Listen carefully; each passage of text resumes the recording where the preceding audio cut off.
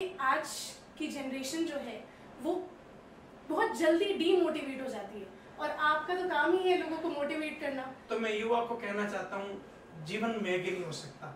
2 minute में Maggi बन सकती है, 2 मिनट में जीवन नहीं बन 2 मिनट में तो मैगी भी नहीं बनती है सर। हमें क्या लगता है कि जीवन में लाइट साइड ही होगी, डार्क साइड होगी ही नहीं। अगर आपने युवाओं की बात करी है तो युवा ज्यादातर सुख की खोज में, प्यार की खोज में कितने सारे कनेक्शन बना लेंगे। उसको लगता है मैं यहाँ से प्यार ले लूं, यहाँ से प्यार ले लूं, कहीं से नहीं मिलेगा। अभी हम लोग क्या कर रहे हैं, हर मामले में स्पेस ले रहे हैं। जैसे पति पत्नी है तो हर एक का पासवर्ड अलग है। क्यों अलग है? ऐसा क्या है जो पति से छुपाना है या पत्नी से छिपाना है? जब मैं इस दुनिया में आया सिल्वर स्पून था, मतलब गांव के 5 लोगों को इकट्ठा करो तो उसमें एक मेरा बाप हो, उस प्रकार का जीवन था। लेकिन 9 साल का था, बाप नहीं रहा। एकदम से फादर का एब्सेंस हो गया। 10 साल सेकेंड हैंड कपड़े पहने, मेरी माँ ने दूसरों के खेत में मजदूरी किया। फिर वहां से आज जब आपके सामने खड़ा हूं तो ये मेरी आइडेंटिटी है कि मोटिवेशनल स्पीकर है, ट्रेनर। प्यार तहां न पर्दा, पर्दा तहां न प्यार, प्यार और पर्दा दोनों रखे वो तो दुश्मन की रीत। क्या बात। नमस्कार दर्शकों, मेरा नाम है समीक्षा नारायण और आप देख रहे हैं द पिलर। इस वक्त मेरे साथ मौजूद है एक ऐसी शख्सियत जिसने कॉर्पोरेट वर्ल्ड, नेटवर्क मार्केटिंग और इन सभी क्षेत्रों में बहुत सा काम किया है और अब मोटिवेशनल स्पीकिंग के जरिए लाखों करोड़ों लोगों की जिंदगी भी बदल रहे हैं। नमस्कार सर, मेरे साथ है जितेश गाधिया जी और आज हम उनसे बात करेंगे, उनके जीवन के जो अनुभव है वो हमसे साझा करेंगे, जिससे शायद आप भी आज मोटिवेट हो जाए और आपके जीवन में भी सकारात्मकता फैल जाए। तो सर, मैं आपसे सबसे पहला जो सवाल करूंगी, मैं एक युवा हूँ और आप जानते ही होंगे कि आज की जनरेशन जो है वो बहुत जल्दी डीमोटिवेट हो जाती है और आपका तो काम ही है लोगों को मोटिवेट करना। तो मतलब क्या रीजन हो सकता है आपके अकॉर्डिंग कि मतलब क्यों इतना नेगेटिविटी फैल रही है आज की जनरेशन में? आज के युवा में 2 बातें हैं। नंबर 1, इनको लगता है कि सब इंस्टेंट हो जाए। हाँ। तो मैं युवा को कहना चाहता हूँ, जीवन मैगी नहीं हो सकता। 2 मिनट में मैगी बन सकती है, 2 मिनट में जीवन नहीं बन सकता। 2 मिनट में तो मैगी भी नहीं बनती है सर। तो मैगी को जीवन से कंपेयर ना करें, नंबर 1। नंबर 2, दिखाव पे ना जाए, अपनी अक्ल लगाए। क्योंकि आज का जमाना कैसा है कि हम जो देखते हैं उसी को फॉलो कर रहे हैं और युवा को लगता है कि जो मैं देख रहा हूँ वो सही है। मेरा रोल मॉडल जो भी है, वो हीरो हो या हीरोइन है या कोई सेलिब्रिटी है, तो उनका जो दिखने वाला जीवन और एक्चुअल जीवन बहुत डिफरेंट है। दूसरा, हमें किसी का भी जो एंड रिजल्ट दिख रहा है ना, उसका स्टार्टिंग पॉइंट देखेंगे तो समझ में आएगा कि स्टार्टिंग पॉइंट बहुत डिफरेंट था। हमें सक्सेस दिखता है, आजकल के युवाओं को लगता है ये सब सक्सेस हो गया, मैं भी इस तरह से हो जाऊंगा, तो डेफिनेटली हो जाएगा। लेकिन सक्सेस के पीछे का जो एफर्ट था वो हमें ध्यान में भी नहीं है और हम सोचते हैं कि ऐसे हो जाएगा। तो आपको लगता है कि जो इन्फ्लुएंसर्स जो इंस्टाग्राम पे और कई प्लेटफॉर्म पे इन्फ्लुएंसर्स को बहुत फॉलो करती है आज की जनरेशन, तो उनका जो ये बिजनेस बढ़ रहा है अभी, वो उसका कहीं ना कहीं रीजन ये है क्योंकि हम बस उनकी ये जिंदगी देखते हैं जो दिखावा है, जो एक स्क्रीन पे हमें दिखता है, पीछे की लाइफ शायद हम नहीं जानते हैं, तो उससे मोटिवेट होते हैं।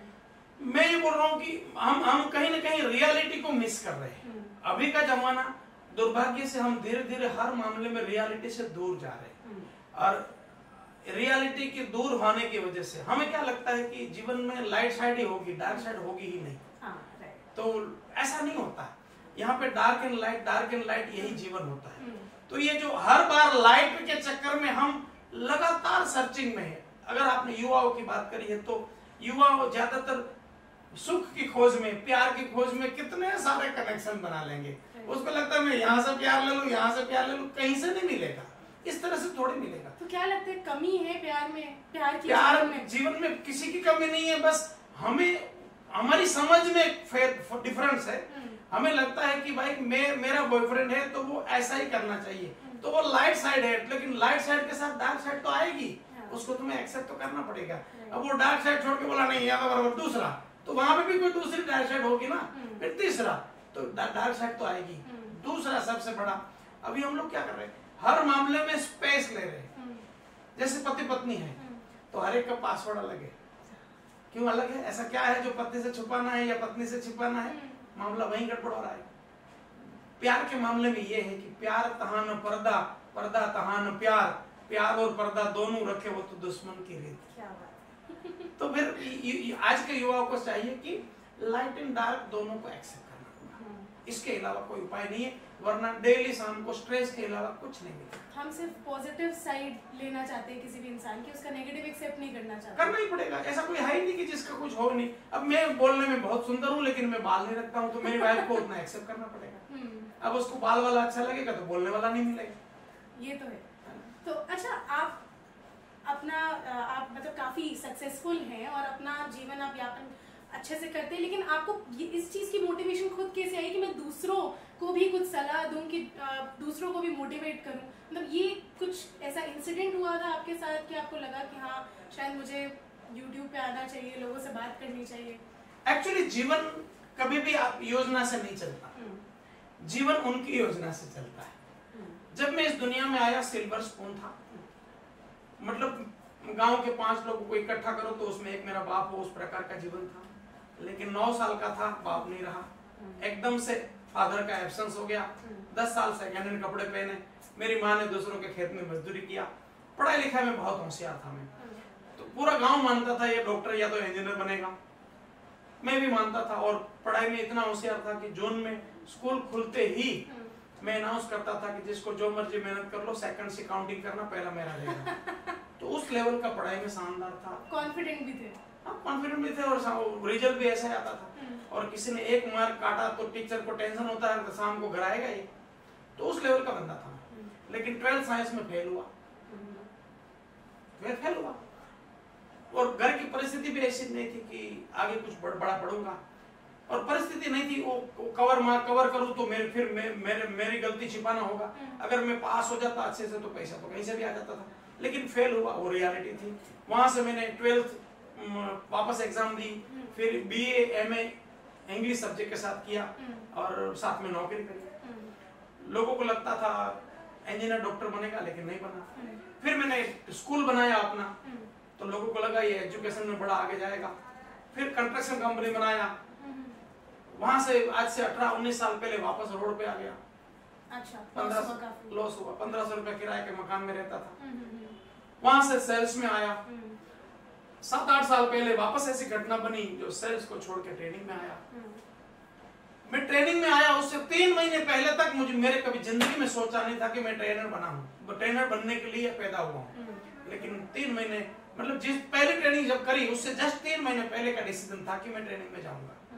और फिर वहां से आज जब आपके सामने खड़ा हूं तो ये मेरी आइडेंटिटी है कि मोटिवेशनल स्पीकर है, ट्रेनर है। तो जीवन इस जीवन रेलवे की पटरी जैसा नहीं है, जीवन गंगा की धारा जैसा है, वो कभी कहाँ मोड़ेगा बस आपको हर मामले में एंजॉय करना आना चाहिए, हर मामले में। और आपके पास और कोई ऑप्शन भी नहीं है। आप कंप्लेन करोगे तो ठीक है, दीवार में सर पटको, और क्या करोगे। पर बहुत छोटी छोटी बातों पे आजकल एंजाइटी, डिप्रेशन, मतलब पहले भी होता था पर इतना सुनने को नहीं मिलता था। आजकल छोटे से छोटा बच्चा जिसको शायद पता भी नहीं होगा कि ये टर्म होती क्या है, वो भी आज डिप्रेशन में है। तो क्या लगता है इसका क्या रीजन हो सकता है? हाँ, एक कहानी सुनाता हूँ।